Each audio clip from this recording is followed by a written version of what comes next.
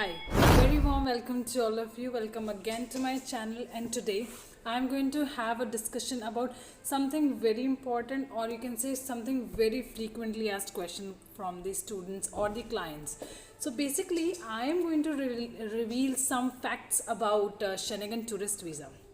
Basically, what is Schengen Tourist Visa, what are the requirements, what will be the cost, and how you can apply, what is the criteria, when you can apply. So all these things I'm going to cover in this particular video. So starting off with the what is actually Schengen Tourist Visa. Basically, Schengen Tourist Visa is a visa issued by any of the Schengen states which is valid for 26 nations. So if I talk about the validity of this visa is around 30 days or maybe 60 days depending on the country you have applied for. Now the question comes, which all countries issue this visa? Any of these 26 nations can issue Schengen Tourist Visa. Basically, all these nations issue Schengen Tourist Visa.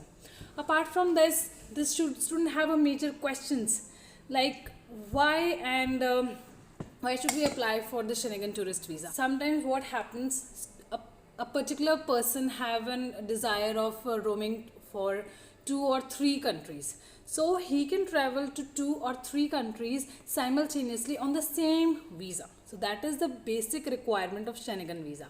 Apart from this, the major countries you might be knowing about it. I'll be mentioning the entire 26 countries in my description box below. Now coming on the next topic, where you can submit your file. You have an option of submitting the file depending on the requirement of a particular country. So you can either submit it to the VFS or to the consulate or to the embassy depending on the requirements. Getting on to the next question is like, what are the basic requirements for filing a tourist visa? So for filing a tourist visa, you're majorly required for your passport, your photographs, your ITRs, your bank statements, your salary slips, or if you're running your own business, then those documents you require. Your cover letter is one of the most important thing, I must tell you. And also your ITRs are one of the most important things.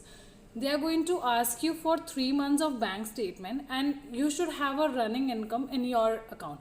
So basically students have this concern in their mind that what is the running income. So if I talk about the running income is like you're getting the per month salary or something like this. You also require to have an NOC if you are from the government job.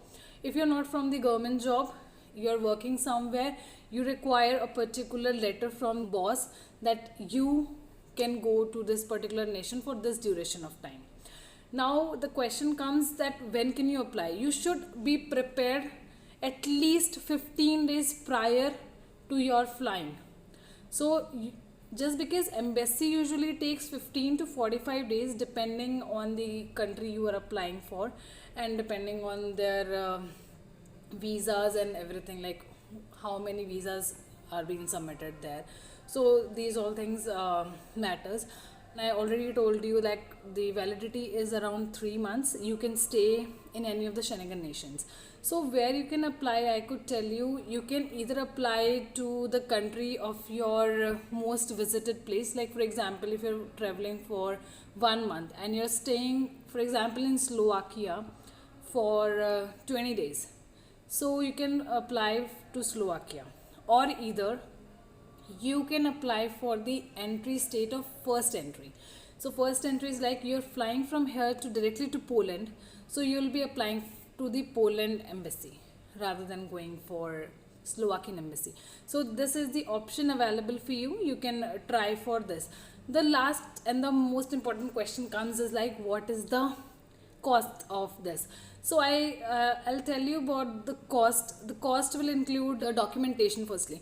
If somebody is sponsoring you, those documentation, you also, it's an additional if you have the FDs or if you have the CA report, that is always a plus point for you. Apart from that, the embassy fee, the major thing is this. And you must also include your insurance. Insurance should cover 30,000 euros for the duration of your stay in a particular Schengen zone. Along with this, you're required to have your travel itinerary. Travel itinerary may include the booking, only the booking one, And if I talk about your itinerary, you should have a detailed description of what is the plan you have, like on the first day what you will be doing, on the second day what you are going to do. So that presented itinerary also you should have for applying for this particular visa. And the embassy fee, or you can say VFS fees of Schengen Tourist visa, is basically 80 euros when you're applying. So this is the major things I've discussed in this video. I hope you like this video. Along with this, there are other requirements too that we can get to know about the particular file depending on the documentation they have, so we can apply accordingly. Also, I need to update you about this, that Switzerland have started accepting the applications for tourist visa, and I guess Norway have also started for tourist visa, but most of the countries have started applications for D-type visa if I talk about the student visa.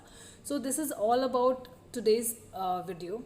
If you have any of your doubts which are not clear in this video, you can text me, you can comment over my YouTube channel, and you can get all the queries resolved without any hesitation. Thank you so much for watching my video.